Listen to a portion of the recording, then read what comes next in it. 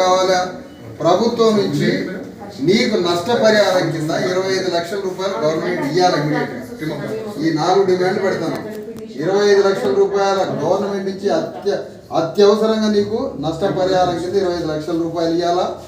అతని మీద murder case నమోదు చేయాలా, రామిరెడ్డి మీద ఎస్సీ ఎస్టీ కేసు నమోదు చేయాలా, ఉద్యోగం నుంచి తీసవదలపడేయాలా, డిస్మిస్ సర్వీస్ నుంచి రిమూవ్ చేయాలి. ఈ డిమాండ్లతో రోడ్డు మీదకి పోతున్నావు. నువ్వు అవసరమైతే రోడ్డు మీద కూడా రావాలి. నేను జాగ్రత్తగా మంచాన్ని తీసుకొని కూడా వస్తావు. జరగడం ఓకే, అంతవరకు బాగానే ఉంది.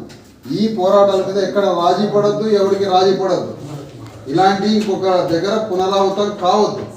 ఎక్కడ రాజీ పడడానికి ఎవడెవడన్నా వచ్చి మాట్లాడినా కూడా ఎక్కడ రాజీ పడడానికి వీల్లేదు. నీ పోరాటం ఆగడానికి వీల్లేదు.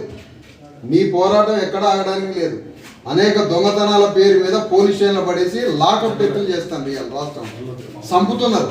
అలాంటి లాకప్ డెత్తులు జరగాలా? ఇలాంటి లాకప్ డెత్తులు జరగకుండా ఉండాలంటే ఏం చేయాలా? మనం పోరాటం చేయాలి.